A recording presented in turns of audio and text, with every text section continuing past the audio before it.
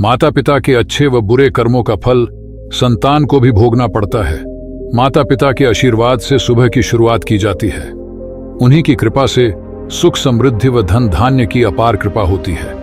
हमारे पिता सोमदत्त जोशी कहते थे कि जो बीजेंगे वहीं काटेंगे, उसी से आने वाली पीढ़ियों का भविष्य निर्भर करता है।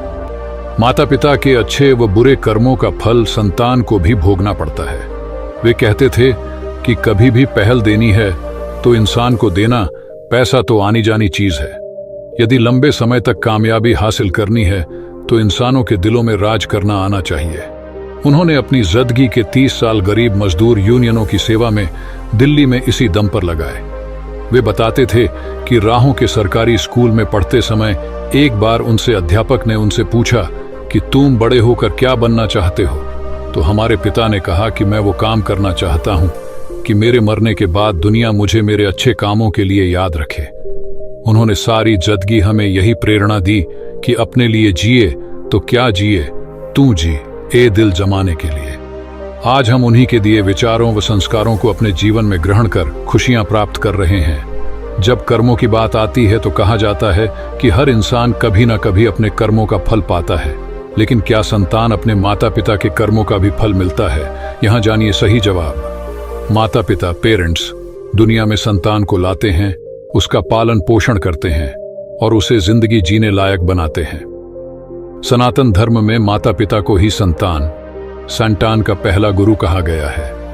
ये भी कहा जाता है कि माता पिता के कर्मों माता पिता कर्मा का फल उनकी संतान को भुगतना पड़ता है। इस बात को लेकर कई लोग भ्रम में रहते हैं कि क्या वाकई ऐसा होता है। इस बारे में वृंदावन के स्वामी प्रेमानंद जी महाराज ने बहुत ही विस्तार से इस प्रश्न का उत्तर दिया है। चलिए जानते हैं कि स्वामी प्रेमानंद जी महाराज माता पिता के कर्मों को लेकर क्या कहते हैं और क्या वाकई वह मान्य है। यह सही बात कि माता पिता के कर्मों का फल उनकी संतान को भुगतना पड़ता है। स्वामी प्रेमानंद जी ने बताया कि जिस तरह माता पिता अपने बच्चे को जन्म देते हैं, उसे संस्कार देते हैं, उसे अपनी प्रॉपर्टी और धन दौलत देते हैं, उसी प्रकार वो अपने कर्मों का फल भी संतान को देते हैं। माता पिता के अच्छे कर्मों का फल संतान को संस्कार के रूप में मिलता है, वहीं माता पिता के बुरे कर्मों का फल भी संतान को ही भुगतना पड़ता है और वो जीवन में कष्ट भोगती है। स्वामी प्रेमानंद जी महाराज ने कहा कि अगर माँ बाप बच्चों का सुखमय जीवन चाहते हैं तो उनको अपने कर्म अच्छे और पवित्र रखने चाहिए। इससे उनका जीवन भी सुखी रहेगा और उनकी संतान का भी कल्याण होगा और कभी घर में किसी को परेशानी नहीं होगी और घर में हमेशा शांति बनी रहेगी। बस आपको अपने कर्मों पर विश्वास करना चाहिए। जब भी किसी के साथ कुछ अच्छा या बुरा होता है तो लोग कहते हैं कि कर्मों का फल है। आपने कई लोगों को ये कहते हुए सुना होगा कि हर बच्चा अपने माता पिता के कर्मों का फल भुगतता है। आपको ये बात सुनकर थोड़ा अजीब लगा होगा कि आखिर एक बच्चा अपने पेरेंट्स के कर्मों का फल कैसे भुगत सकता है। चलिए जानते हैं इस बारे में स्वामी प्रेमानंद महाराज इस बारे में क्या कहते हैं। औलाद भुगतता है माता पिता के कर्मों का फल। वृंदावन के स्वामी प्रेमानंद महाराज इस बारे में बात करते हुए कहते हैं कि ये बात बिल्कुल सही है कि माता पिता के कर्मों का फल उनकी संतान को भुगतना पड़ता है।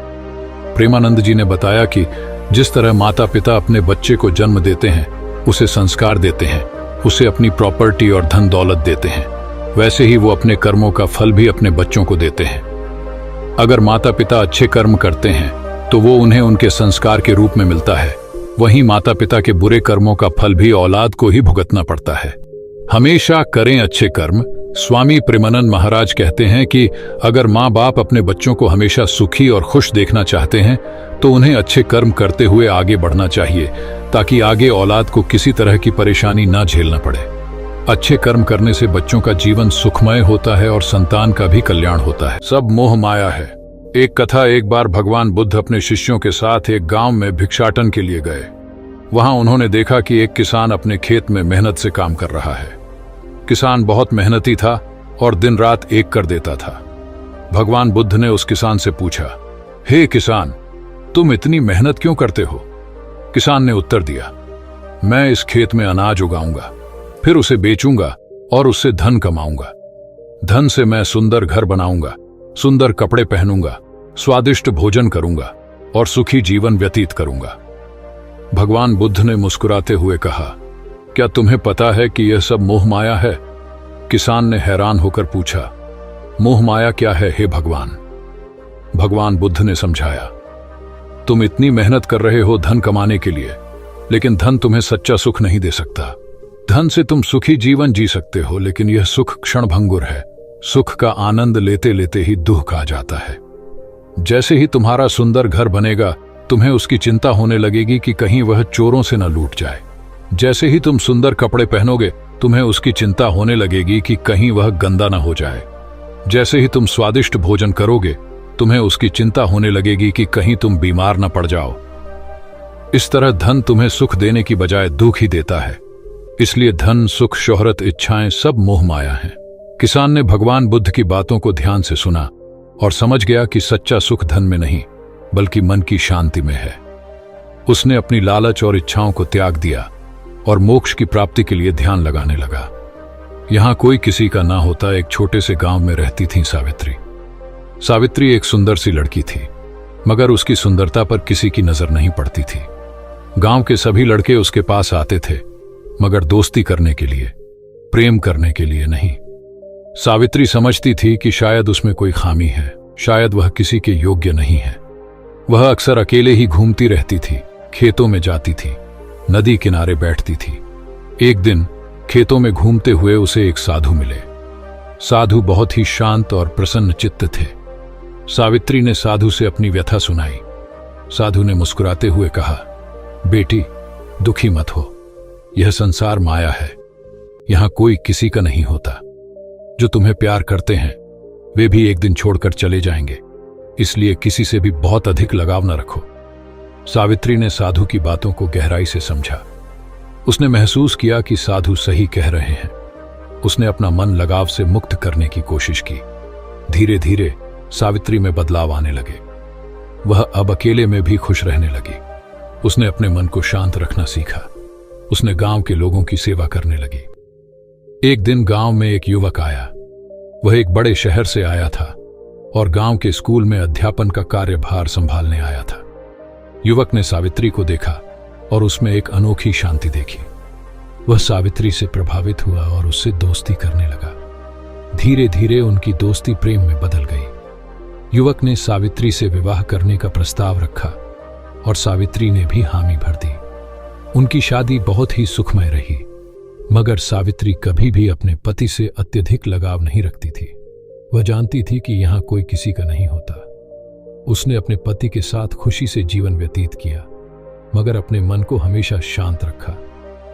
स्टोरी। इस कहानी का संदेश है कि संसार में कोई भी स्थायी नहीं है। हमें किसी से भी अत्यधिक लगाव नहीं रखना चाहिए। लगाव ही दुख का कारण है। हमें मन को शांत रखना चाहिए और जीवन में आनंद खोजने की कोशिश करनी चाहिए। गौतम बुद्ध की शांति की खोज एक समय की बात है। एक सुंदर राजकुमार हुआ करते थे, जिनका नाम था सिद्धार्थ। वे एक ऐश्वर्यमयी दुनिया में रहते थे, जहां सुख सुविधाओं की कोई कमी नहीं थी।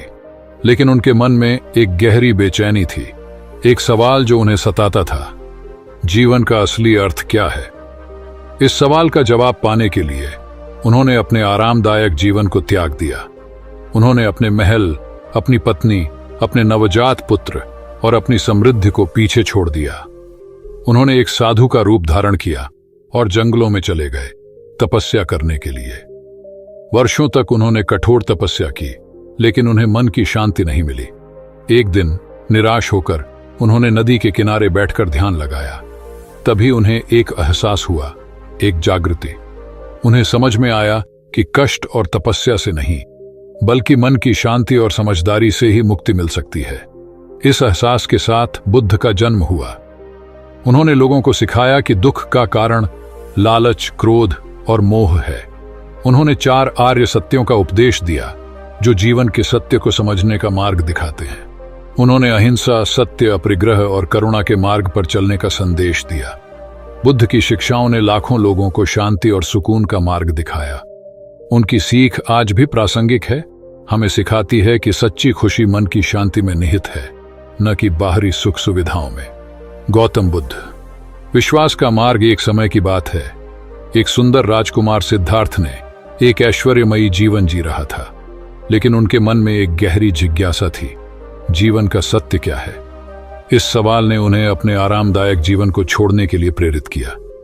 उन्होंने अपने महल, अपनी पत्नी, अपने नवजात पुत्र और अपनी समृद्धि को त्याग दिया। वे जंगलों में चले गए तपस्या करने के लिए। उन्होंने कठोर तपस्या की, लेकिन उन्हें मन की शांति नहीं मिली। एक दिन निराश होकर वे एक पेड़ के नीचे ध्यान करने बैठे। तभी उन्हें एक एहसास हुआ, एक जागृति। उन्हें समझ में आया कि कष्ट और तपस्या से नहीं, बल्कि मन की शांति और समझदारी से ही मुक्ति मिल सकती है। इस एहसास के साथ बुद्ध का जन्म हुआ। उन्होंने लोगों को सिखाया कि दुख का कारण लालच, क्रोध और मोह है। उन्होंने 4 आर्य सत्यों का उपदेश दिया: दुख का अस्तित्व, दुख का कारण, दुख का अंत और दुख के अंत का मार्ग। बुद्ध ने लोगों को अहिंसा, सत्य, अपरिग्रह और करुणा के मार्ग पर चलने का संदेश दिया। उन्होंने सिखाया कि सच्चा विश्वास अपने भीतर की शक्ति में है और उस शक्ति का उपयोग कर हम अपने जीवन को बदल सकते हैं। बुद्ध की शिक्षाओं ने लाखों लोगों को प्रेरित किया है। उनकी सीख हमें सिखाती है कि सच्ची शांति और खुशी हमारे भीतर ही निहित है और हम इसे प्राप्त कर सकते हैं विश्वास और समझदारी के माध्यम से। मोह का बंधन तोड़ने वाला एक समय की बात है। एक सुंदर राजकुमार सिद्धार्थ ने एक ऐश्वर्यमयी जीवन जी रहा था। उनके पास धन दौलत, सुंदर पत्नी और एक प्यारा पुत्र था, लेकिन उनके मन में एक गहरी बेचैनी थी। उन्हें जीवन का असली अर्थ समझ नहीं आ रहा था। इस बेचैनी ने उन्हें अपने आरामदायक जीवन को छोड़ने के लिए प्रेरित किया। उन्होंने अपने महल, अपनी पत्नी, अपने नवजात पुत्र और अपनी समृद्धि को त्याग दिया। वे जंगलों में चले गए तपस्या करने के लिए। वर्षों तक उन्होंने कठोर तपस्या की, लेकिन उन्हें मन की शांति नहीं मिली। एक दिन निराश होकर वे एक पेड़ के नीचे ध्यान करने बैठे। तभी उन्हें एक एहसास हुआ, एक जागृति। उन्होंने समझा कि मोह यानी लालच, क्रोध और लोभ ही दुख का कारण है। इस एहसास के साथ बुद्ध का जन्म हुआ। उन्होंने लोगों को सिखाया कि मोह से मुक्ति पाने का मार्ग है मध्य मार्ग। यह मार्ग न तो कठोर तपस्या का है, न ही सुख विलास का।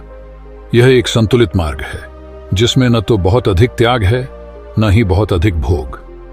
बुद्ध ने लोगों को अहिंसा, सत्य, अपरिग्रह और करुणा के मार्ग पर चलने का संदेश दिया। उन्होंने सिखाया कि सच्ची शांति और खुशी मोह से मुक्ति में निहित है। आत्मा का ज्ञान प्राप्त करने वाला एक समय की बात है। एक सुंदर राजकुमार सिद्धार्थ ने एक ऐश्वर्यमयी जीवन जी रहा था। उनके पास धन दौलत, सुंदर पत्नी और एक प्यारा पुत्र था, लेकिन उनके मन में एक गहरी बेचैनी थी। उन्हें जीवन का असली अर्थ समझ नहीं आ रहा था। इस बेचैनी ने उन्हें अपने आरामदायक जीवन को छोड़ने के लिए प्रेरित किया। उन्होंने अपने महल, अपनी पत्नी, अपने नवजात पुत्र और अपनी समृद्धि को त्याग दिया। वे जंगलों में चले गए तपस्या करने के लिए। वर्षों तक उन्होंने कठोर तपस्या की, लेकिन उन्हें मन की शांति नहीं मिली। एक दिन निराश होकर वे एक पेड़ के नीचे ध्यान करने बैठे। तभी उन्हें एक एहसास हुआ, एक जागृति। उन्हें आत्मा के सच्चे स्वरूप का ज्ञान प्राप्त हुआ।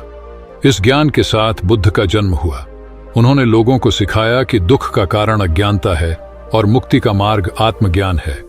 उन्होंने 4 आर्य सत्यों का उपदेश दिया: दुख का अस्तित्व, दुख का कारण, दुख का अंत और दुख के अंत का मार्ग। बुद्ध ने लोगों को अहिंसा, सत्य, अपरिग्रह और करुणा के मार्ग पर चलने का संदेश दिया। उन्होंने सिखाया कि सच्ची शांति और खुशी आत्मज्ञान में निहित है।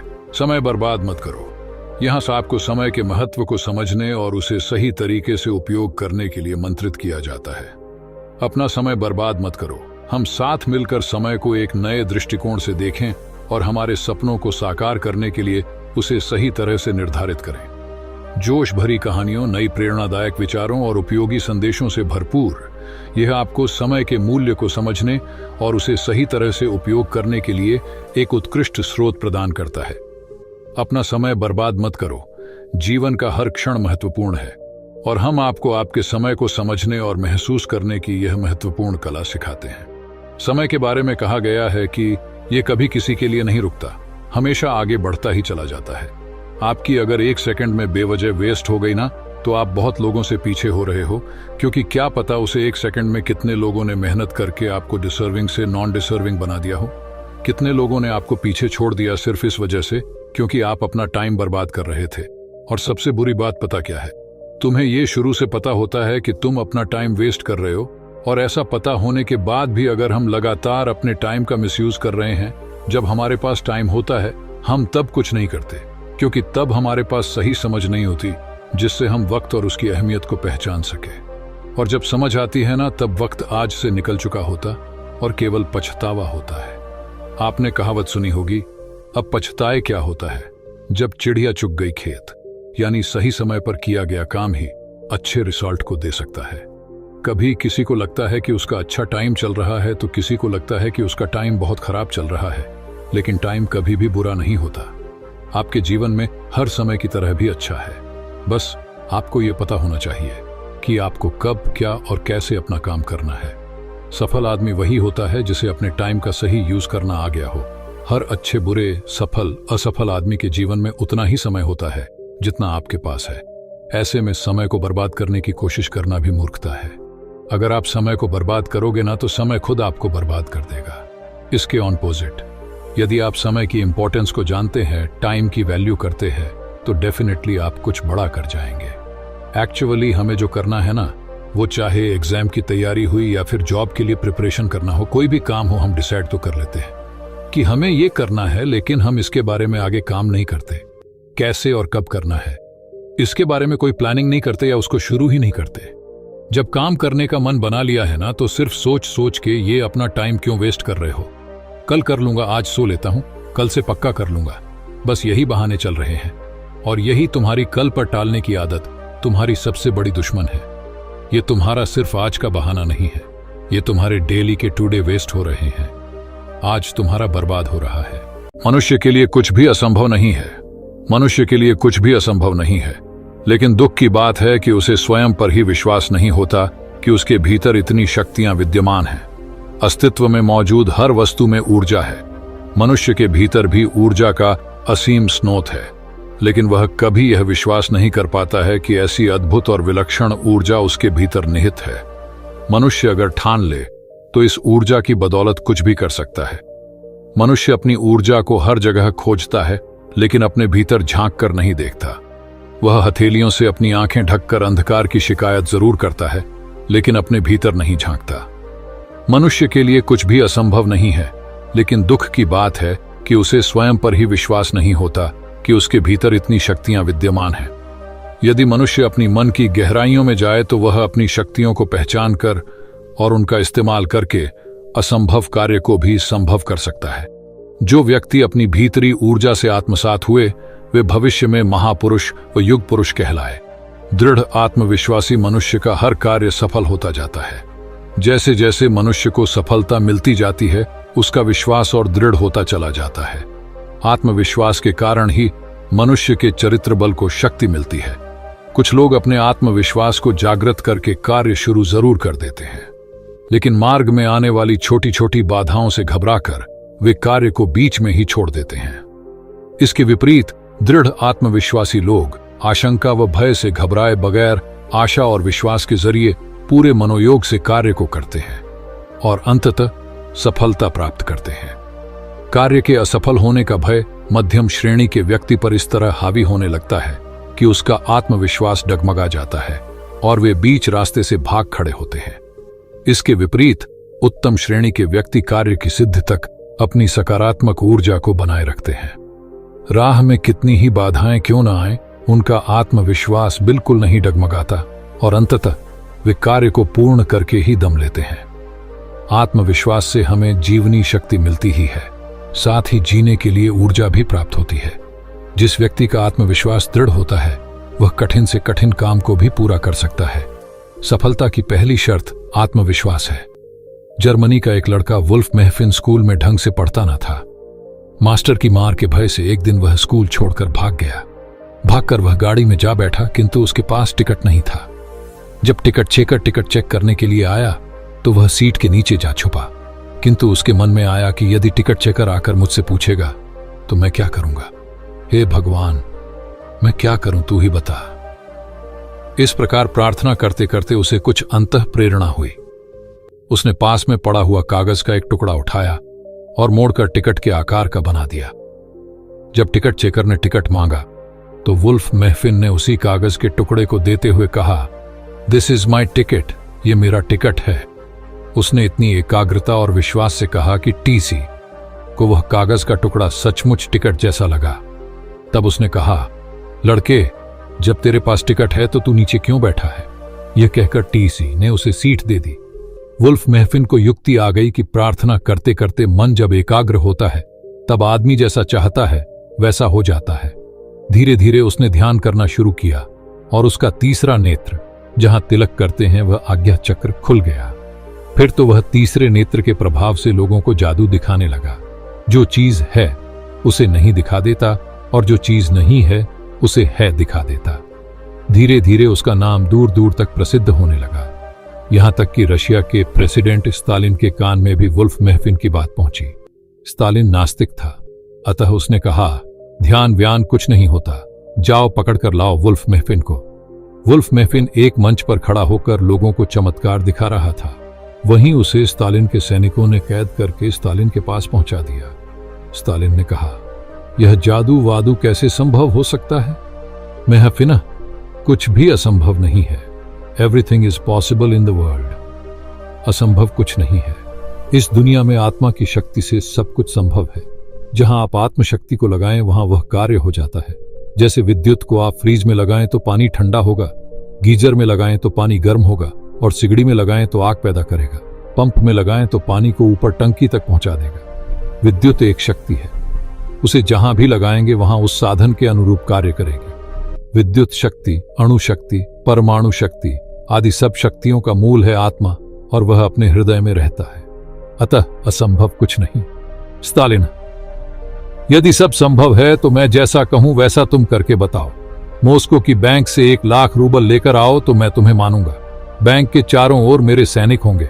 तुम किसी और से पैसे लेकर नहीं जाओगे, बैंक में खाली हाथ जाओगे और बैंक वाले से 1 लाख रूबल लेकर आओगे।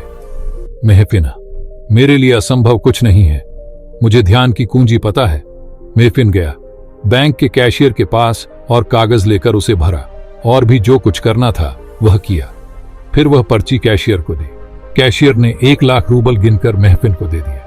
महफिन ने वे रूबल ले जाकर स्टालिन को दे दिए। स्टालिन हतप्रभ रह गया कि यह कैसे संभव हुआ। देखिए, अगर आप हार नहीं मानते तो आपको कोई नहीं हरा सकता।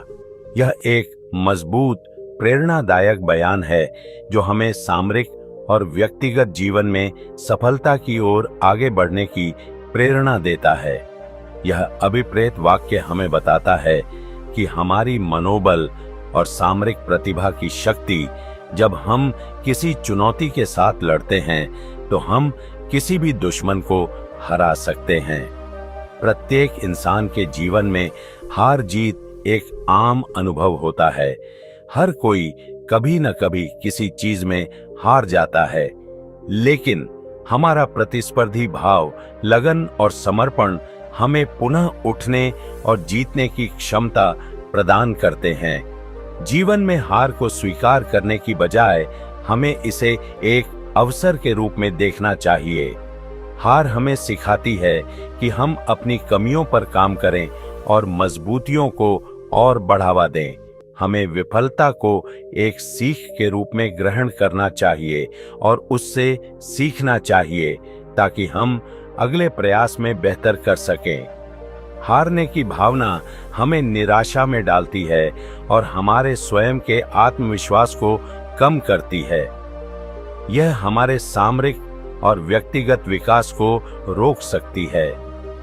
इसलिए हार के बजाय हमें संघर्ष करना चाहिए।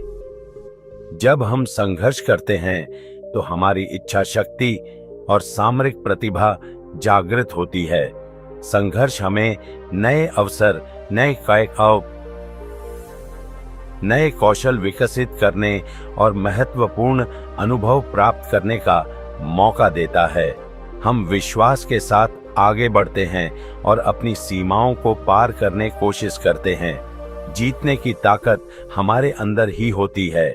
हमें अपने सपनों, लक्ष्यों और उच्चतम मानदंडों के प्रति विश्वास रखना चाहिए।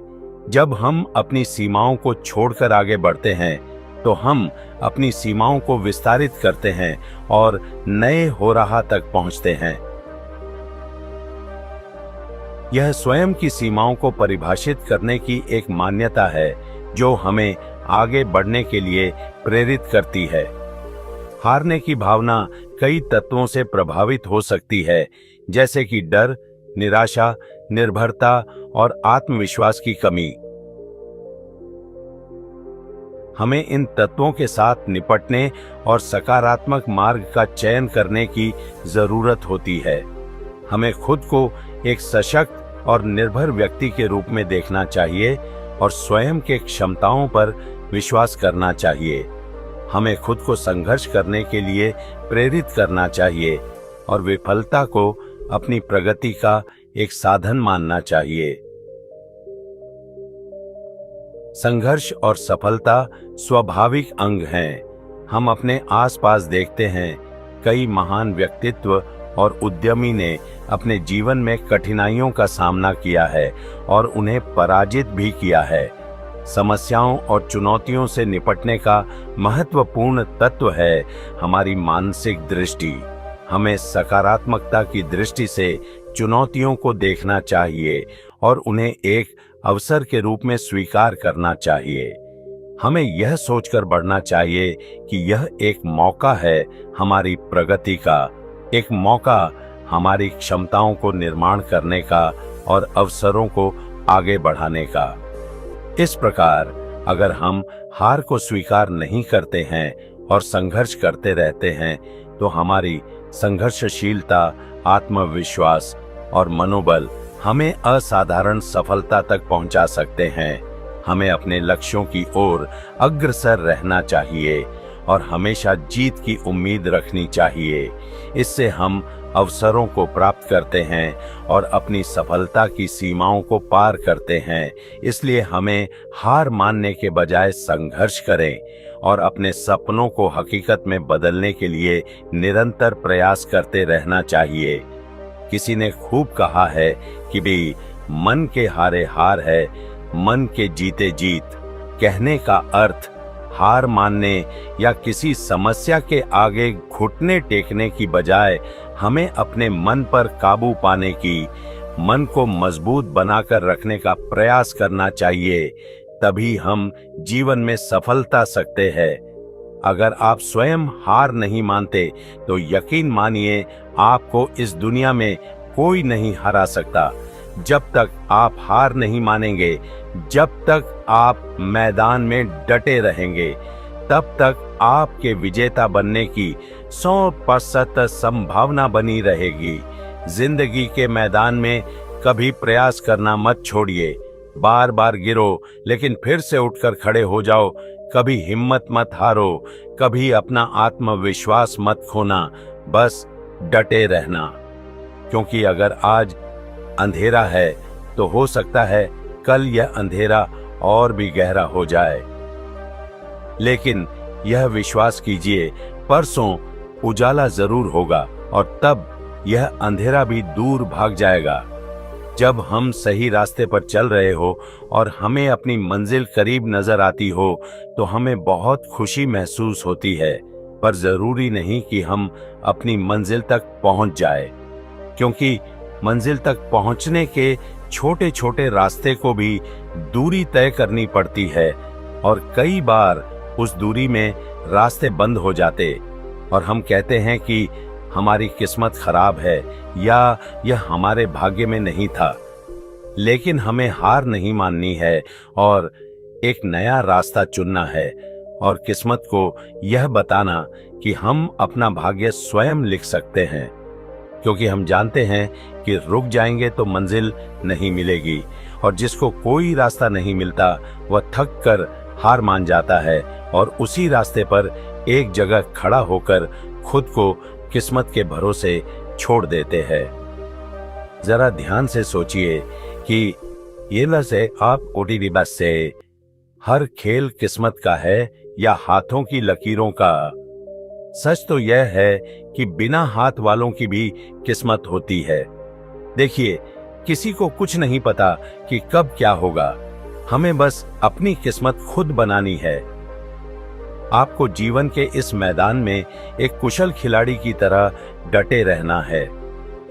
हो सकता है कि कोई और सफलता मिल जाए, लेकिन कोई भी एक और सफलता आपके जीवन को और सफल बना सकती। इसलिए फिर से उठो और ऐसी छलांग मारो कि सारी दुनिया आपकी मुट्ठी में आ जाए।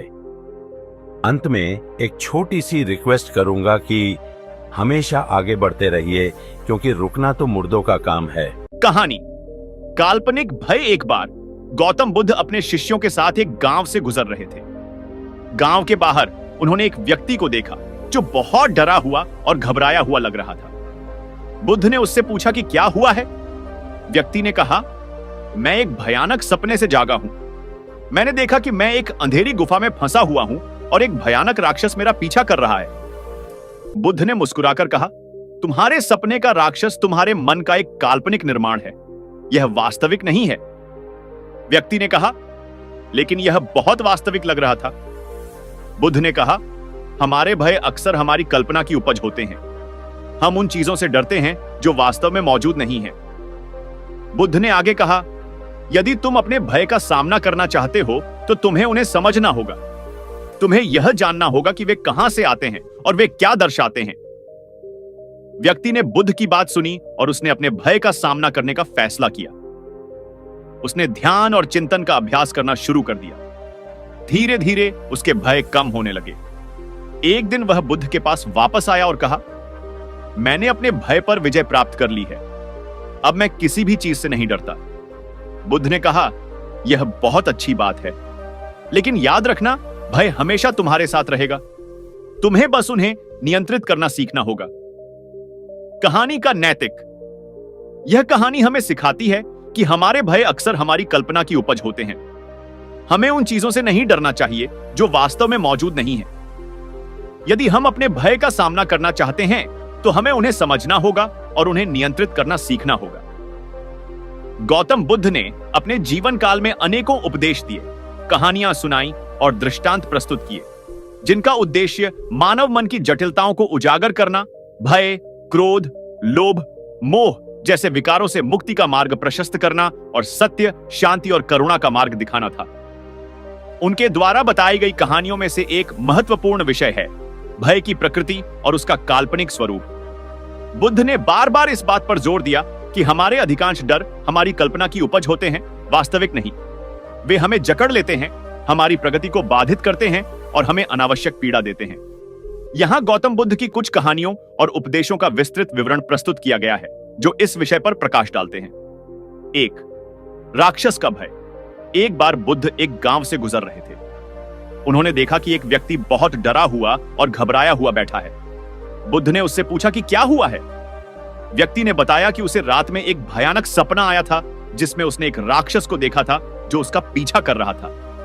बुद्ध ने मुस्कुराकर कहा, तुम्हारे सपने का राक्षस तुम्हारे मन का एक काल्पनिक निर्माण है। वह वास्तविक नहीं है, तुम्हारे मन ने ही उसे बनाया है। बुद्ध ने आगे समझाया कि हमारे भय अक्सर हमारी कल्पना की उपज होते हैं। हम उन चीजों से डरते हैं जो वास्तव में मौजूद नहीं है। हम भविष्य की अनिश्चितताओं से डरते हैं, असफलता से डरते हैं, मृत्यु से डरते हैं और ऐसे ही अनगिनत काल्पनिक भय हमें घेरे रहते हैं। इस कहानी का निहितार्थ, यह कहानी हमें सिखाती है कि हमें अपने भय का विश्लेषण करना चाहिए। हमें यह समझना चाहिए कि क्या वे वास्तविक खतरों पर आधारित हैं या केवल हमारी कल्पना की उपज हैं। यदि वे काल्पनिक हैं तो हमें उन्हें त्याग देना चाहिए। 2. नदी पार करने का भय। एक अन्य कहानी में बुद्ध ने अपने शिष्यों को एक नदी पार करने के लिए कहा। नदी गहरी और तेज बह रही थी। कुछ शिष्य नदी को देखकर डर गए और पीछे हट गए, लेकिन कुछ शिष्य जिन्होंने बुद्ध के वचनों पर विश्वास किया नदी में उतरे और सफलतापूर्वक पार कर गए। बुद्ध ने उन शिष्यों को समझाया जो डर गए थे कि उनका डर केवल उनके मन में था। नदी उतनी खतरनाक नहीं थी जितनी वे सोच रहे थे। उनका भय उन्हें आगे बढ़ने से रोक रहा था। इस कहानी का निहितार्थ, यह कहानी हमें सिखाती है कि भय हमें अवसरों से वंचित कर सकता है। जब हम डरते हैं तो हम नए अनुभवों से कतराते हैं, चुनौतियों का सामना नहीं करते हैं और अपनी पूरी क्षमता का उपयोग नहीं कर पाते हैं। 3. अंधेरे का भय। बुद्ध ने एक बार कहा था कि मनुष्य अंधेरे से नहीं डरता, बल्कि अंधेरे में छिपी हुई अनजानी चीजों से डरता है। जब हम अंधेरे में होते हैं तो हमारी कल्पना सक्रिय हो जाती है और हम तरह तरह की भयावह कल्पनाएं करने लगते हैं। इस कथन का निहितार्थ, यह कथन हमें बताता है कि हमारे भय का स्रोत अज्ञान और अनिश्चितता है। जब हम किसी चीज के बारे में नहीं जानते हैं तो हम उससे डरते हैं। इसलिए ज्ञान और समझ भय को दूर करने के लिए महत्वपूर्ण उपकरण है। 4. भय पर विजय। बुद्ध ने सिखाया कि भय पर विजय पाने का सबसे अच्छा तरीका है उसका सामना करना। जब हम अपने भय का सामना करते हैं तो हम पाते हैं कि वे उतने डरावने नहीं हैं जितना हम सोचते थे। उन्होंने ध्यान और विपश्यना जैसी तकनीकों का भी उपदेश दिया जो मन को शांत करने और भय को नियंत्रित करने में मदद करती है। 5. भय और आसक्ति। बुद्ध ने यह भी समझाया कि भय का एक मुख्य कारण आसक्ति है। जब हम किसी चीज से बहुत अधिक जुड़े होते हैं तो हम उसे खोने से डरते हैं। इसलिए अनासक्ति का अभ्यास भय को कम करने में मदद करता है। 6. भय और कर्म। बौद्ध धर्म में कर्म के सिद्धांत के अनुसार हमारे वर्तमान कर्म हमारे भविष्य को प्रभावित करते हैं। यदि हम नकारात्मक कर्म करते हैं तो हमें नकारात्मक परिणामों का सामना करना पड़ सकता है।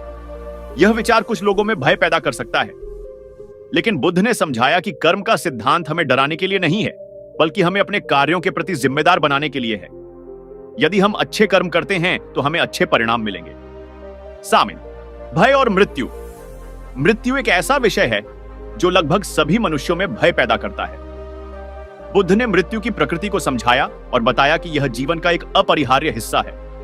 उन्होंने पुनर्जन्म के सिद्धांत का भी उपदेश दिया जो मृत्यु के भय को कम करने में मदद करता है। 8. भय और निर्वाण। बौद्ध धर्म का अंतिम लक्ष्य निर्वाण है, जो सभी प्रकार के दुखों और भयों से मुक्ति की अवस्था है। निर्वाण को प्राप्त करने के लिए हमें अपने मन को शुद्ध करना होगा और सभी प्रकार के विकारों से मुक्त होना होगा। मानव जीवन में अधिकांश भय काल्पनिक और शंकाएं निराधार हैं। एक किसान था, उसने अपने खेत में गन्ने उगाने की सोची। यह बात उसने अपने घर वालों को भी बताई। सब बहुत खुश हुए कि गन्ने चूसने को मिलेंगे और घर में गुड़ और खांड की भी कमी नहीं रहेगी।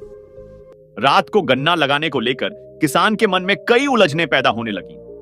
उसके मन में आया कि हमारे पड़ोसी के लड़के बड़े बदमाश हैं। यदि गन्ना बोया तो ये सारा गन्ना उखाड़ ले जाएंगे और मेहनत के बावजूद हमारे हाथ कुछ भी नहीं आएगा। वह गुस्से में भर उठा। इसी उलझन व गुस्से में उसे रात भर नींद नहीं आई। सुबह होते ही किसान पड़ोसी के घर जा पहुंचा और लगा झगड़ने। उसने कहा, तुम्हारे लड़के बड़े बदमाश हैं। हमारे खेत में घुसकर गन्नों को हाथ भी लगाया तो टांगें तोड़कर रख दूंगा। पड़ोसी ने पूछा कि भाई, कौन से गन्नों के खेत की बात कर रहे हो जिसे मेरे लड़कों ने उजाड़ दिया है? तभी पड़ोसी के लड़के भी बाहर निकल आए और बोले, काका, हमारा झूठा नाम मत लगाओ, नहीं तो हम सचमुच सारा खेत उजाड़ डालेंगे। यह सुनकर किसान और भी तैश में आ गया और बोला, मुझे पता था तुम ऐसा ही करोगे, इसीलिए मैंने आज तक गन्ना बोया ही नहीं और आगे भी कभी गन्ना नहीं बोऊंगा। देखता हूं तुम सब अब कैसे गन्ने उखाड़ोगे। प्रायः ऐसा ही होता है। हम काल्पनिक संदेहों में घिरे रहकर न केवल आगे नहीं बढ़ पाते, अपितु बिना कारण परेशानियां तक मोल ले लेते हैं। हमारे जीवन में अधिकांश भय, काल्पनिक व शंकाएं निराधार होती हैं।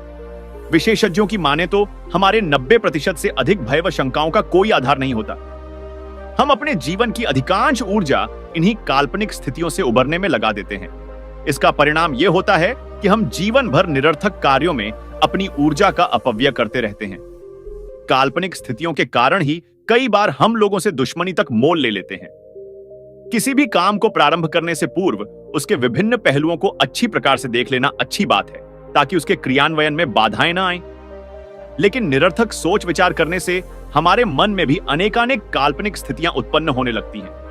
हम मन ही मन उन काल्पनिक परिस्थितियों से मुकाबला करना भी प्रारंभ कर देते हैं। इससे हमारा मानसिक द्वंद्व बढ़ जाता है, जबकि वास्तविकता यह होती है कि उन समस्याओं का अस्तित्व ही नहीं होता। ऐसे में उस कार्य को करने का हमारा उत्साह कम हो जाता है और सफलता संदिग्ध हो जाती है। कई बार तो हम इन काल्पनिक स्थितियों से इतना घबरा जाते हैं कि हमारा संकल्प ही कमजोर पड़ जाता है और हम कार्य प्रारंभ करने की दिशा में बढ़ ही नहीं पाते।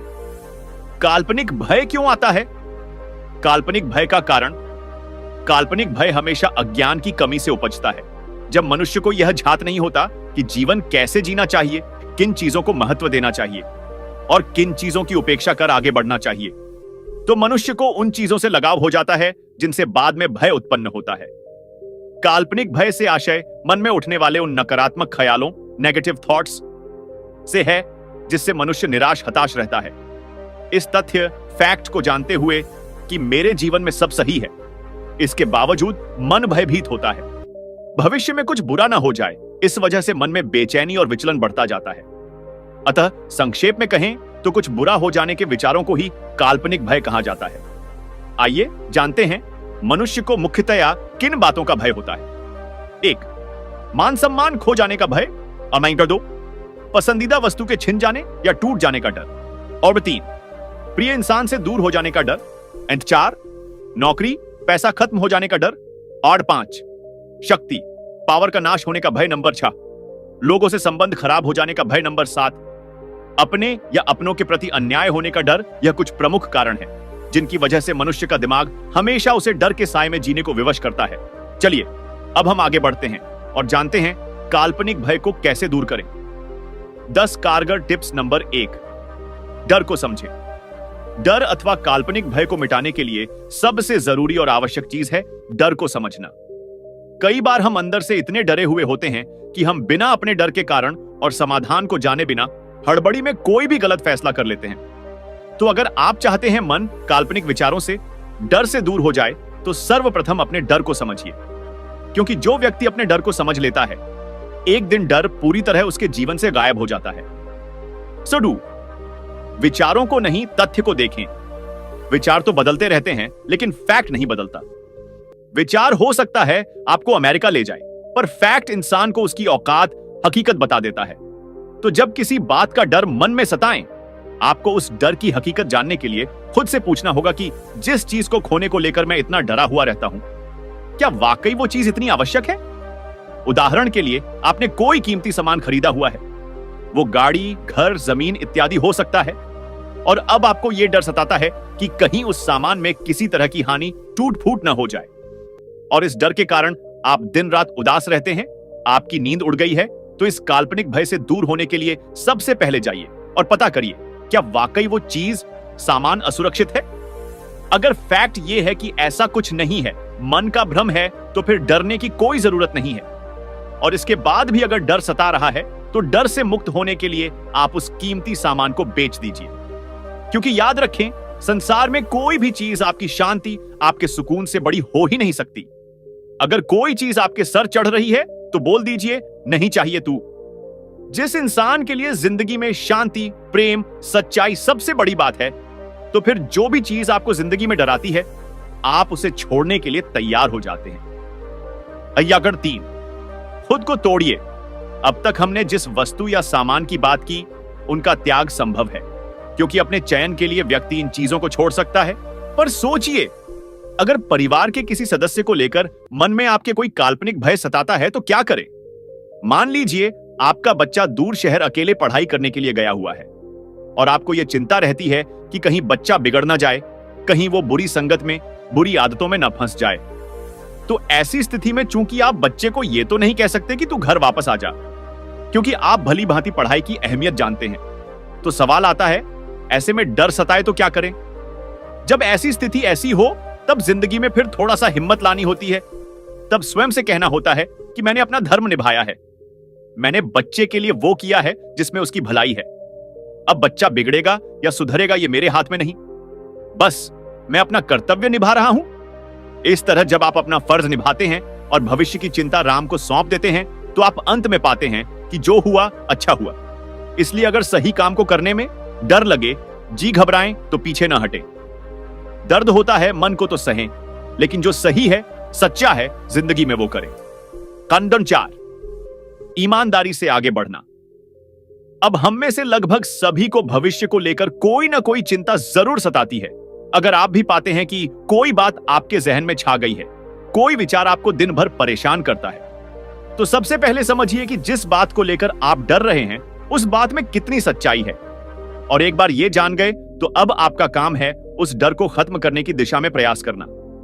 उदाहरण के लिए, आप बेरोजगार युवा हैं और नौकरी की टेंशन है, तो ऐसी स्थिति में नौकरी पाने के लिए प्रयास करना ही आपका सबसे बड़ा दायित्व है। धीरे धीरे जब आप प्रयास करेंगे, तो आपको शुरुआत में छोटी ही सही नौकरी मिल जाएगी, और इस तरह जिंदगी में आप फिर जो भी बेहतर काम करना चाहते हैं, उस दिशा में आगे बढ़ सकते हैं। असली बात है ईमानदारी से प्रयास करना। विज्ञापन 5, स्वयं को कमजोर न माने। दो व्यक्ति हैं, इनमें से एक है जो व्यक्ति स्वयं को कमजोर, लाचार और नाकामयाब मानता है, जबकि दूसरा व्यक्ति है जो खुद को सामर्थ्यवान, होशियार, भाग्यवान मानता है। अब कहने की आवश्यकता नहीं कि इन दोनों में से किस व्यक्ति को जीवन में ज्यादा डर सताएगा। जी हां, कमजोरी निशानी होती है डर की। जो व्यक्ति खुद को लाचार, दूसरे पर आश्रित मानता है, वो कभी भी एक निडर जिंदगी नहीं जी सकता। तो अगर आप पाते हैं जिंदगी में कुछ अनहोनी होने के विचार हमेशा दिमाग घूमते रहते हैं, तो यह दर्शाता है कि आप बलहीन हैं।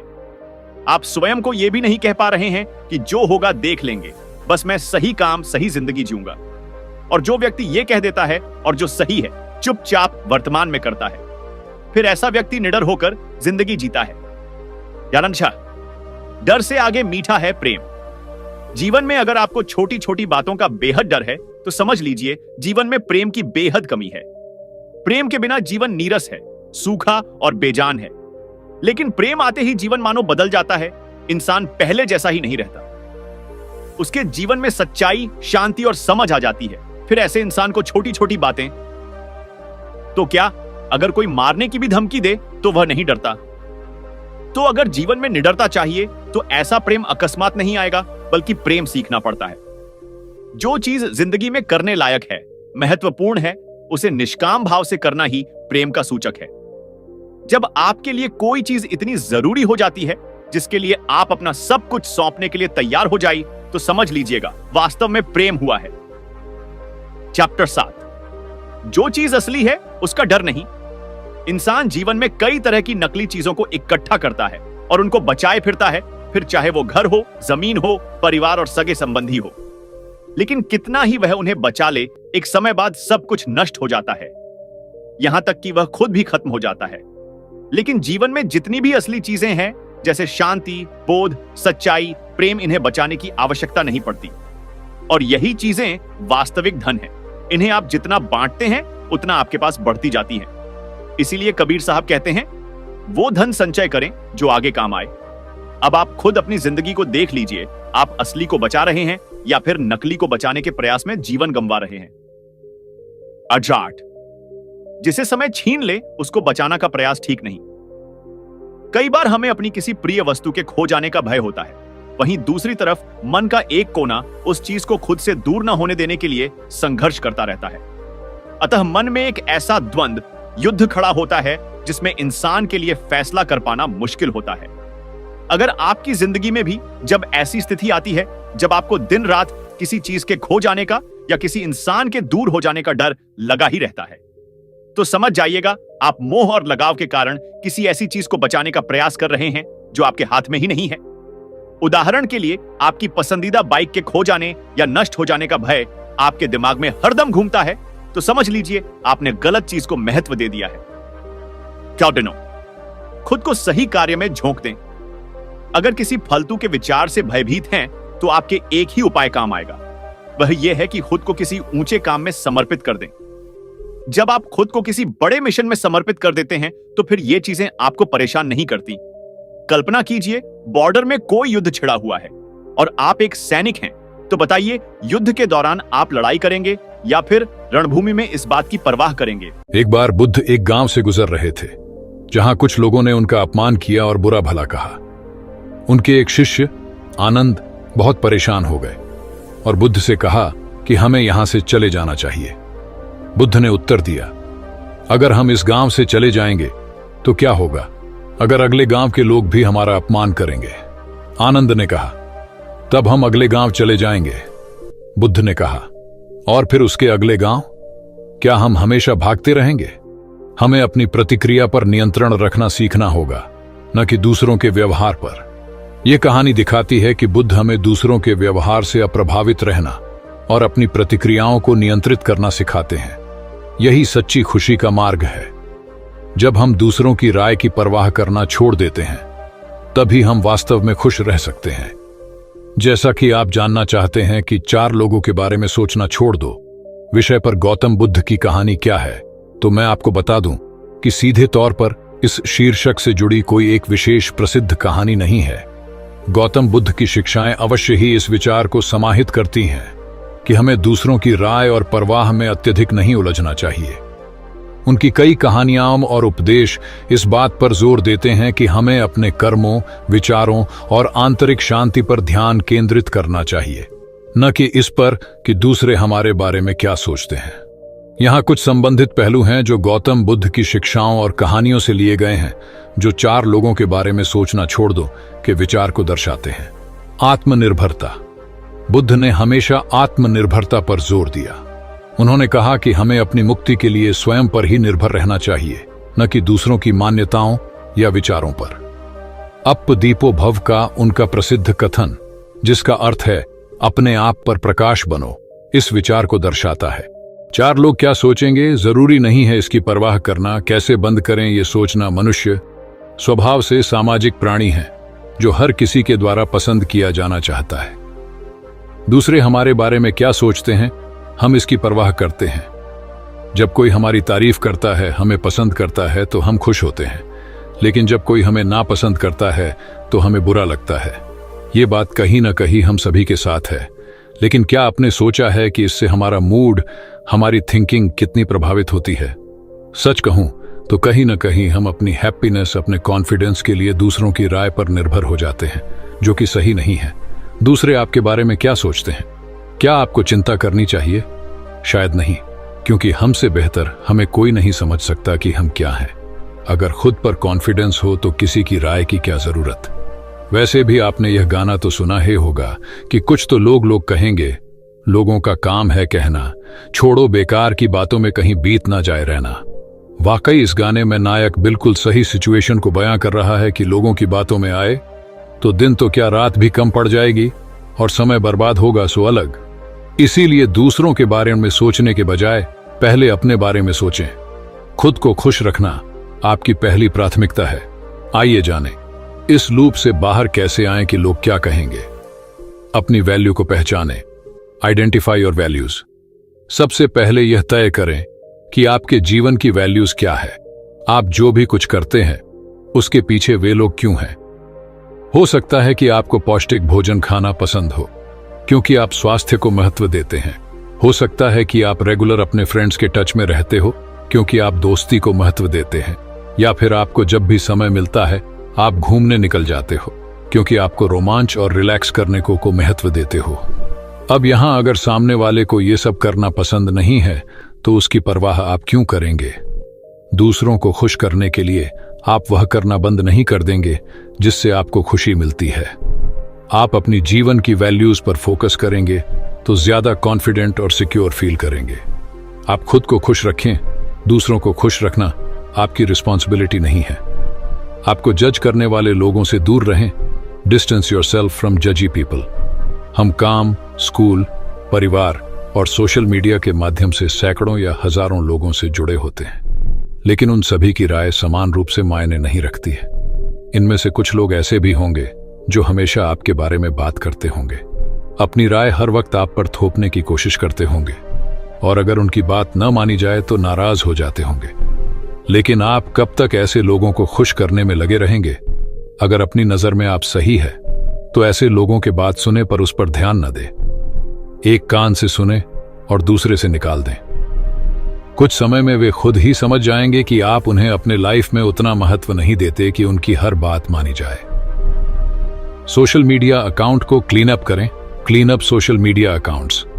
हमारे सोशल मीडिया अकाउंट्स में एक लंबी लिस्ट होती है फ्रेंड्स की, लेकिन सच तो यह है कि उनमें से बस कुछ ही फ्रेंड्स होते हैं जिन्हें हम दोस्त बोल सकते हैं, बाकी तो बस जान पहचान वाले होते हैं। वैसे तो हमारा उनसे कुछ लेना देना नहीं है, लेकिन हमारे पोस्ट पर नेगेटिव कमेंट करना, हम पर नजर रखना और बाकी लोगों से चुगली करना कि ये तो हमेशा ही ऑनलाइन रहते हैं, फेसबुक पर बड़े ही फोटो डालते हैं और भी ना जाने ऐसा क्या क्या बुरा हमारे बारे में बोलते हैं कि मन खराब हो जाता है। सीरियसली ऐसा होता है, पर क्यों हमें ऐसे लोगों को इतना भाव देना है कि वह हमारा मन और मूड खराब कर सकें? हमें पता है कि हम कैसे हैं, फिर ऐसे लोगों की बात सुनकर अपना मन क्यों परेशान करना? ऐसे लोगों को जितना जल्दी हो सके अनफ्रेंड, अनफॉलो कर दें और अपनी लाइफ को आसान बना लें। सोशल मीडिया से ब्रेक लें। Take a social media break. कभी कभी पूरी तरह से सोशल मीडिया से ब्रेक लेना भी अच्छा होता है। जब आप लोगों से कुछ दिन दूर रहेंगे तो सोच पाएंगे कि सोशल मीडिया के इस भीड़ में कौन आपका अपना है और किसके होने से आपकी लाइफ में नेगेटिव इम्पैक्ट आ रहा है, और फिर ऐसे लोगों को ब्लॉक करना आपके लिए इजी रहेगा। एंजॉय करें, एंजॉय लाइफ। वह सब करने की कोशिश करें जिससे आपको खुशी मिलती है। कोई नई एक्टिविटी ज्वाइन करें, अपनी पसंद की हॉबी क्लासेस ज्वाइन करें, अपने नए नए शौक को पूरा करें। वह सब करें जिससे आपकी मेंटल हेल्थ अच्छी होती है। जब आप खुश रहेंगे तो आपके पास सोचने का टाइम ही नहीं होगा कि सामने वाला आपके बारे में क्या सोच रहा है। किसी की राय से ज्यादा जरूरी है कि आप अपने को पैम्पर करके कैसे खुश रखते हैं। समझें कि हर किसी को खुश नहीं किया जा सकता। Understand that you can't make everyone happy. मेरा तो ये कहना है कि हर किसी को खुश करना ही क्यों है, सबको प्लीज करके आपको क्या मिल जाएगा। कुछ लोगों की आदत होती है कि आप उनके लिए चाहे जान भी निकल कर क्यों ना रख दें, लेकिन वह आप में कुछ ना कुछ कमियां ढूंढ ही लेंगे, क्योंकि वे लोग आपकी सफलता से जलते हैं और आपको आगे बढ़ते हुए देख ही नहीं सकते। फिर उनकी परवाह करना ही क्यों। जो आपकी खुशी में खुश है उनके साथ आगे बढ़ जाए, और जो खुश नहीं हो सकते उन्हें उनके ही हाल पर छोड़ दें। खुद को माफ करें, फॉरगिव योरसेल्फ। हम सभी से कभी ना कभी कोई ना कोई गलती तो होती ही है, लेकिन यह देखने के बजाय कि आपकी गलती पर लोग कैसे रिएक्ट कर रहे हैं, आप उसे एक्सेप्ट करें। अपनी गलती से कहते हुए आगे बढ़ जाएं। अगर लोगों के चक्कर में उन्हें प्रीज करने में और सफाई देने में लगे रहेंगे तो वह कभी आपकी गलतियों को भूलने नहीं देंगे। इसीलिए जो हो गया उसके बारे में हर किसी से बात करना और उनकी राय लेना बेकार है। आप सोचे कि अपने बहुत कुछ अच्छा भी किया है, उस पर फोकस करें और अपनी सोच को पॉजिटिव बनाएं। कहीं आप ओवर थिंकिंग तो नहीं कर रहे? Are you overthinking everything? कई बार हम मॉल में जाते हैं शॉपिंग के लिए और जल्दी जल्दी में घर की ही स्लीपर पहन जाते, हाँ, और वहां जाकर जब याद आता है तो परेशान हो जाते हैं कि लोग क्या सोचेंगे कि मैंने ये क्या पहना है। यही सोच सोचकर हम परेशान होते रहते हैं और वहां हमारा किसी भी चीज में मन नहीं लगता है और हम शर्मिंदगी में जल्द से जल्द घर जाना चाहते हैं। जबकि सच्चाई ये है कि लोगों ने सीए चीज देखकर भी इग्नोर कर दी होगी, क्योंकि वे अपनी लाइफ में इतना बिजी हैं कि उन्हें कोई फर्क नहीं पड़ता कि आपने क्या पहना है और क्या नहीं। सेल्फ एक्सेप्टेंस भी है जरूरी, सेल्फ एक्सेप्टेंस रिक्वायर्ड। अपने हार्ड वर्क और डेडिकेशन से किसी भी सिचुएशन में अपने लिए अनुकूल माहौल बनाया जा सकता है। इसके लिए आपको किसी की परमिशन की जरूरत नहीं है। आपको सिर्फ अपनी सेल्फ एक्सेप्टेंस की जरूरत है, क्योंकि मुश्किल में पड़ने पर सिर्फ आप ही खुद को बचा सकते हैं। लोगों की सोच वक्त के साथ बदलती रहती है। People's thinking keeps changing with time. यह बिल्कुल जरूरी नहीं है कि जो आज आपके बारे में बोल रहा है वो हमेशा ही ऐसा सोचेगा। समय और सिचुएशन के साथ लोग बदलते हैं, इसीलिए आज कोई पसंद नहीं कर रहा तो जाने दीजिए। क्या पता कल उस व्यक्ति की नजरों में आप सबसे अच्छे बन जाएं। इसीलिए लोगों की बातों से परेशान होना छोड़ दें। 4 लोग क्या कहेंगे कि संगत से बच के रहें। What people will say about your choices। अक्सर आपने कहते हुए सुना होगा कि 4 लोग क्या कहेंगे। दरअसल ये 4 लोग वही होते हैं जो आपका मनोबल तोड़ने का काम करते हैं, आपको अपने लक्ष्य से दूर करने का काम करते हैं। ऐसे लोग इतने ताने मारते हैं कि अच्छों के कॉन्फिडेंस को हिलाकर रखते हैं। इसीलिए ध्यान रखें कि आपको सफलता इन 4 लोगों के बातें बनाने पर नहीं, बल्कि अपनी मेहनत और लगन से मिलेंगे। इसीलिए सिर्फ उसी पर फोकस करें। जानिए, कहीं आपको भी तो लोग क्या कहेंगे सिंड्रोम की बीमारी नहीं है। क्या आपको लोगों को ना कहना इतना मुश्किल लगता है कि आप न चाहते हुए भी उनकी हर वो बात भी मान लेते हो जिसे करना आपको ठीक नहीं लगता? कहीं सामने वाला बुरा ना मान जाए, इस संकोच की वजह से इनकार करना आपकी डिक्शनरी में है ही नहीं। कहीं दूसरों की राय आपके लिए खुद की राय से ज्यादा जरूरी तो नहीं है। अगर ऐसा है तो जान लीजिए कि आप इस लोग क्या कहेंगे नामक बीमारी से पीड़ित हैं। अगर कोई आपसे बेवजह भी नाराज हो जाता है तो आप दिन रात कहीं इस चिंता में तो नहीं घुल रहे कि वह क्यों नाराज हो गया तो मैं उसे कैसे मनाऊं। कहीं आप अटेंशन सीकर तो नहीं हैं और चाहती हैं कि लोग आप पर ध्यान दें और आपकी बातों से प्रभावित हों। अगर आप दूसरों की नज़र में अच्छे बना रहना चाहती हैं और सोचती हैं कि सब लोग हमेशा बस आपकी तारीफों के पल बांधते रहें, तो यकीन मानिए आपका कुछ नहीं हो सकता। आप गंभीर रूप से इस बीमारी की शिकार